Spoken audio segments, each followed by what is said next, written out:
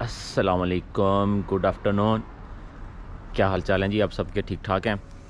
अभी हम आज का व्लॉग शुरू करते हैं। आज सैटरडे, संडे हमें छुट्टी है। सैटरडे आज 4 बज चुके हैं अभी इस टाइम। तो अभी मैं निकलने लगा हूँ, थोड़े से हमें काम है वो करते हैं, तो साथ साथ आपको भी घुमाते हैं, कुछ बातें भी करेंगे। और स्पेशली हम बातें करेंगे आज जनाब साउथ कोरिया के हवाले से, वहाँ के वर्क परमिट और वहाँ का सिस्टम और वहाँ के लोग, ये वो सारी बातें आज डिस्कस होंगी। और आप भी मिस मत कीजिए, बहुत सी काम की बातें होंगी। और मिलते हैं आपको ब्रेक के बाद। चलें जी, आ जाएं।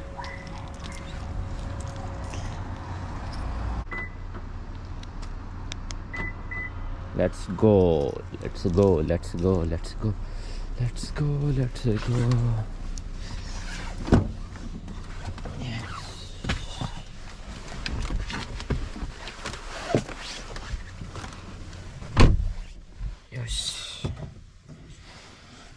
ओके जी, निकलते हैं अभी हम। बिस्मिल्लाहिर्रहमानिर्रहीम। आज सर्दी भी सुबह टाइम तो काफ़ी थी, अभी इस टाइम नहीं है इतनी। सुबह में मॉर्निंग में बहुत ठंड थी, अभी कुछ कम है। मैं दोस्त को कॉल कर लूँ, साथ हम निकलते हैं, फिर गपशप लगाते जाते हैं। जी शेखर भाई, मैं अभी तैयार हो गया हूँ, निकलने लगा हूँ, गाड़ी में हूँ, तो आप रेडी हो जाएं। मैं भी नीचे आ जाऊंगा। हाँ, within around about 5 minutes I will be there, I think. Sure. Okay okay, see you, bye bye.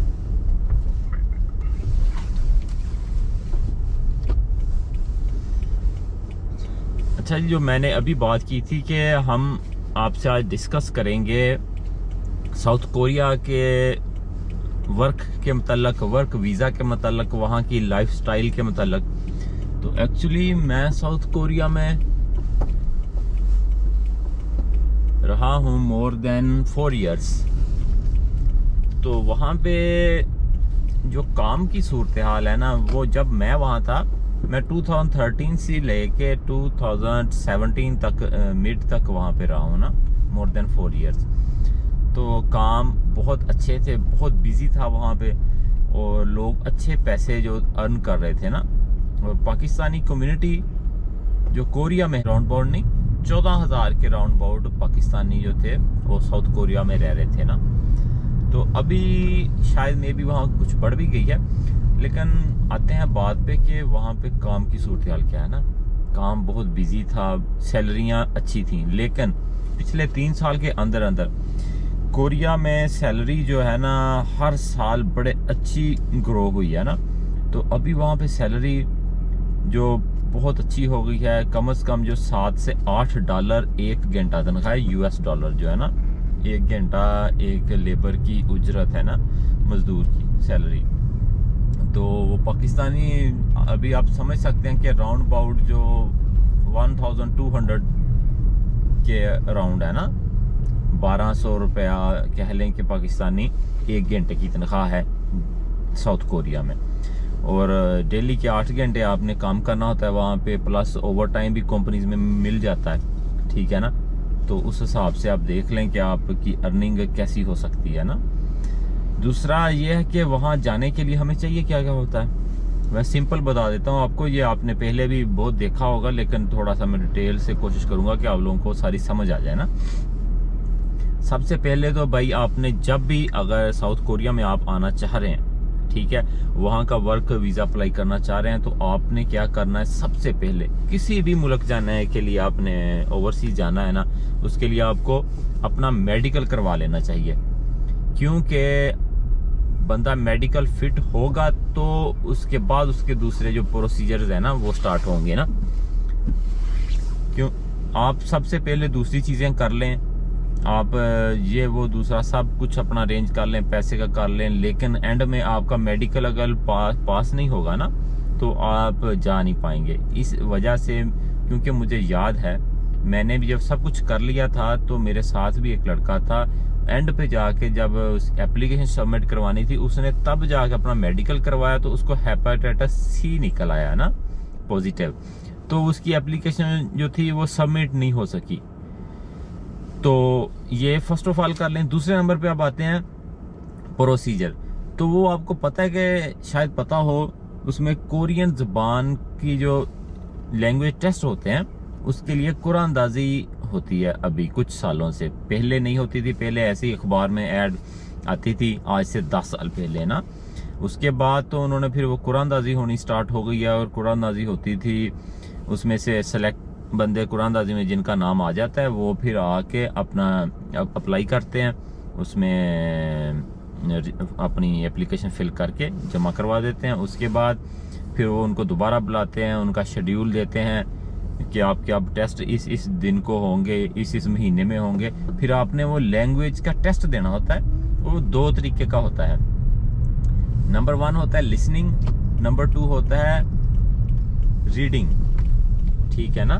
तो ये 100 नंबर के 2 होते हैं। इनमें से आपने पासिंग मार्क्स लेने वाला पास तो हो जाता है, लेकिन मसला ये होता है कि इवन आपके पासिंग मार्क्स भी हैं, वहां पे मेरिट बनता है ना।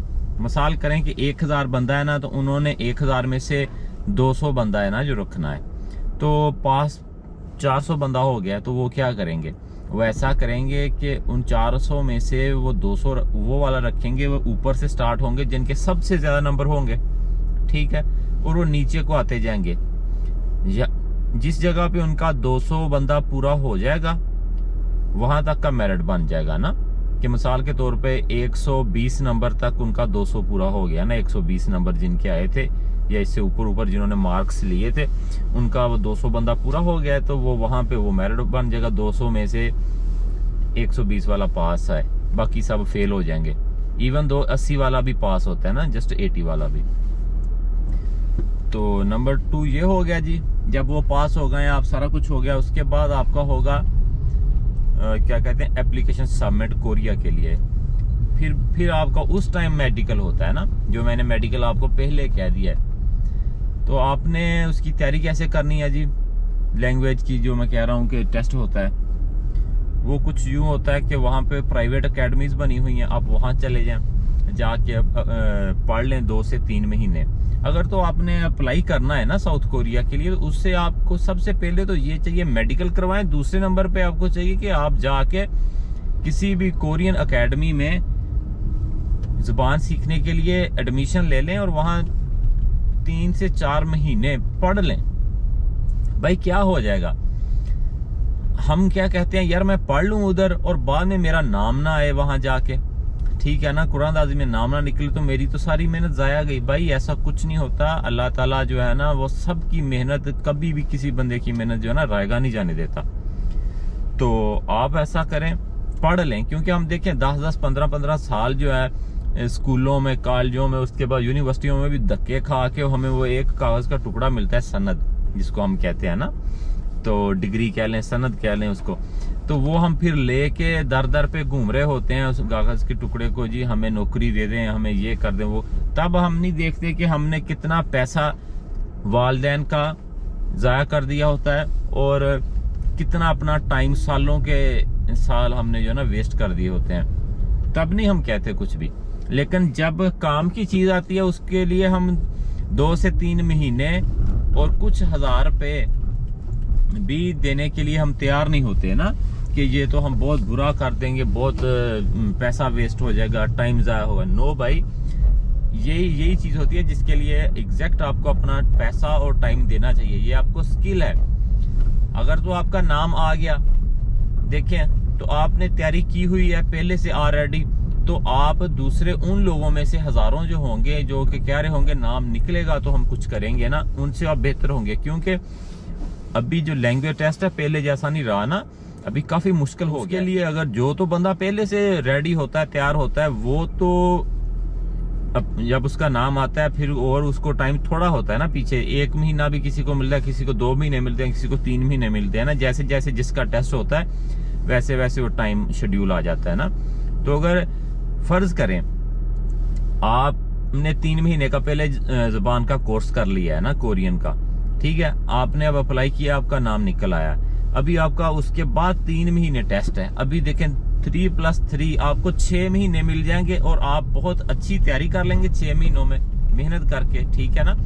और पासिंग मार्क्स के आप बहुत अच्छे मार्क्स लेंगे और मेरिट पे आके पास होके और अप्लाई हो जाएगा। और एक तरफ दूसरा बंदा होगा जिसका जनाब कुछ भी नहीं होगा, उसको मे भी 2 महीने मिलेंगे या 3 महीने, तो वो वहीं का वहीं, ठीक है ना। तो ये चीज़ें हैं मेरा भाई। वो पास होने के बाद, आपका अप्लाई होने के बाद फिर हो गया जी आपका मेडिकल हो जाएगा। मेडिकल करने के बाद आपका अप्लाई हो जाएगा। उसके बाद आपकी जो एप्लीकेशन है वो आ जाएगी साउथ कोरिया में, ठीक है। अब आपके पास, आप वेटिंग लिस्ट में होंगे और आपके पास 2 साल का टाइम होगा। 2 साल के बाद आपका जो वो टेस्ट है ना वो एक्सपायर हो जाएगा। अगर तो आपका क्या कहते हैं नाम आ गया, आपको किसी कंपनी ने बुला लिया तो गुड एंड वेल है। अदरवाइज आफ्टर 2 इयर्स आपका जो टेस्ट है वो एक्सपायर हो जाएगा, आपको दोबारा से टेस्ट देना पड़ेगा। अभी आ गए दोबारा से वापस, और मेरे साथ बहुत प्यारे दोस्त हमारे शेखर भाई। शेखर भाई हेलो कह दें मेरे व्यूवर्स को। हेलो। हाँ, तो ही इज़ फ्रॉम इंडिया, तो इन्होंने भी हमें ज्वाइन कर लिया है। अभी हम इकट्ठे जा रहे हैं एक हॉस्पिटल में, वहाँ पे थोड़ा सा मसाज वगैरह करवाएंगे और उसके बाद हम फिर घर वापस चले जाएंगे शायद। तो जो मैं डिस्कस कर रहा था वो कोरिया का था ना, इनके आने से पहले जो मैं बता रहा कि आपकी एप्लीकेशन जमा हो जाएगी ना, वहाँ तक मैंने बताया था। तो उसके आगे क्या होना है जी, 2 साल का वो टाइम है, वो भी बता दिया। इन केस जो बंदे साउथ कोरिया आ जाएंगे, जिनका वो वीज़ा आ जाएगा ना उस 2 साल के अंदर अंदर, तो वो कॉन्ट्रैक्ट साइन करेंगे। वीज़ा आने के बाद उनकी 1 वीक और 10 डेज पाकिस्तान में भी ओवरसीज़ का जो ऑफिस है ना इस्लामाबाद में, वहाँ पे उनकी ट्रेनिंग होगी। वहाँ पे उनको बेसिक्स बताए जाते हैं कोरियन कल्चर के और कोरियन वर्क के मतलब कैसे रहना है, कैसे काम करना है, खाने पीने की चीज़ें, ये वो सारा कुछ बताते हैं ना पाकिस्तान में भी। और उसके बाद जब आप वहाँ से साउथ कोरिया आ जाते हैं, और आने के बाद वो आपको डायरेक्ट आपकी कंपनी में या वहाँ नहीं जाने देंगे। वो एक सेंटर है, वहाँ पे रखेंगे 3 से 4 दिन, वहाँ पे आपको ट्रेनिंग देंगे ना। वो भी यही ट्रेनिंग होती है कि जी आपने कैसे रहना है यहाँ पे, कैसे खाना पीना है और कैसे बिहेव करना है आपने, ठीक है। और थोड़ा सा ज़ुबान के मतलब एक टेस्ट भी लेते हैं वो, लेकिन वो वहाँ पे कोई इतनी परेशानी वाली बात नहीं होती कि आप वहाँ पे टेस्ट में फेल हो जाएंगे तो आपको जाने नहीं देंगे, ऐसा कुछ नहीं होता ना। हाँ, लेकिन वहाँ पे आपका मेडिकल टेस्ट वंस अगेन होगा। उसमें अगर आपको कुछ प्रॉब्लम आ जाता है ऐसा वैसा ना, जैसा कि हेपेटाइटिस हो गया, टीबी हो गया, एड्स, कुछ भी ऐसी प्रॉब्लम अगर वहाँ पे भी निकल आती है तो फिर भी आपको जो है ना वो डिपोर्ट कर देंगे ना, क्योंकि वो अलाउ ही नहीं है कि आप जा नहीं सकते ना ये बीमारी जब आपको होगी।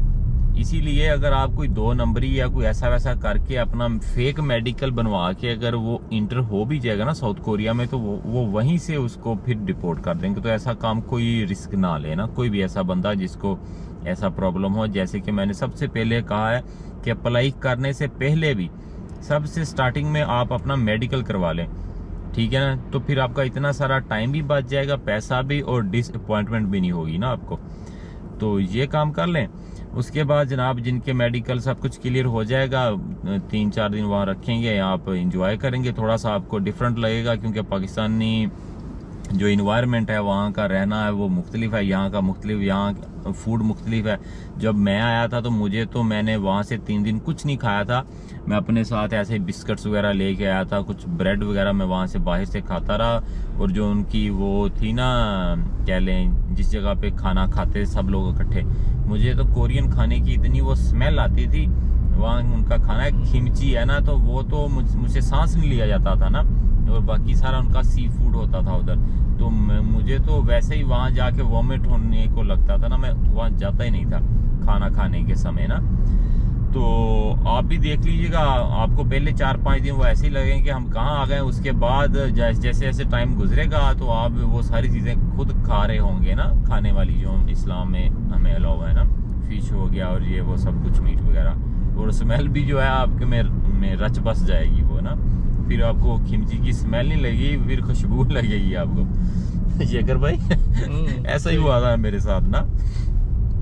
तो उसके बाद जनाब आप अपनी कंपनी में आ जाएंगे। आने के बाद अपना काम स्टार्ट कर देंगे, आपको मीटिंग वगैरह होगी सुबह को बता देंगे आपका ये काम है, और फिर आपने बस अल्लाह का नाम लेके काम शुरू कर देना। मेहनत करनी है, पैसे कमाने हैं दिल लगा के।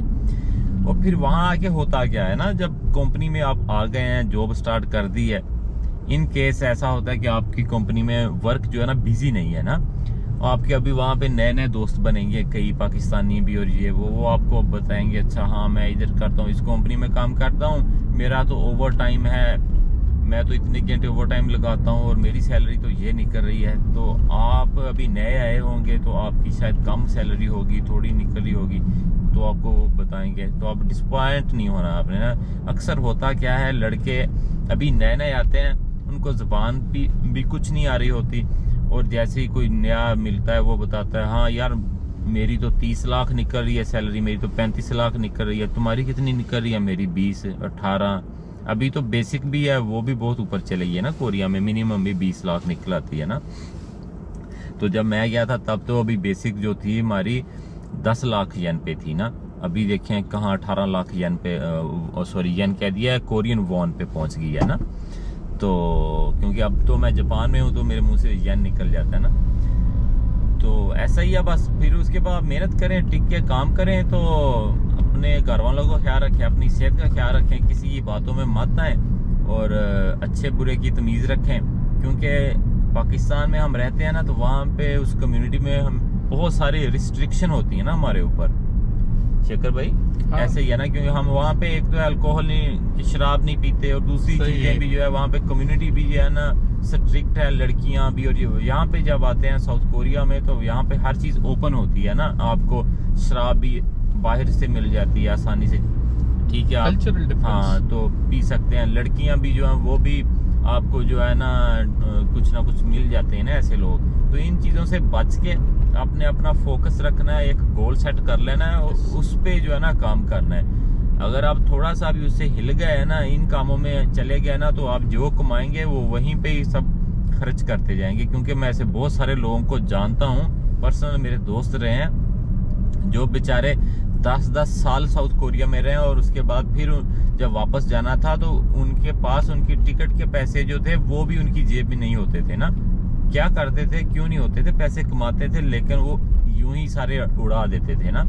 तो आपने इन चीज़ों से भी अवेयर रहना है, अपने आप को सेफ रखना है, अपनी सेहत का ख्याल रखना है, अपने घर वालों का ख्याल रखना है। जो आप वहाँ से सोच के आए थे पाकिस्तान से, उस पे फोकस करना है ना, और दिल लगा के मेहनत करनी है। ठीक है, आज के लिए यही काफ़ी है इस टॉपिक पे। तो हम दोबारा फिर से मिलेंगे किसी और टॉपिक पे। नेक्स्ट मैं आपको ये भी बताऊंगा कि जापान का वर्क का क्या है। आप पीछे में कुछ वीडियोस पड़ी भी हैं, ऊपर देख सकते हैं जापान वर्क परमिट के हवाले से, लेकिन लेटेस्ट जो है वो भी मैं आपको अपडेट करता रहूँगा। तो आप हमारे साथ कनेक्टेड रहें। तो तब तक के लिए हमें दें इजाज़त जी, अल्लाह हाफिज़, बाय बाय कर दें जी आप। Okay, take care, very nice, thank you.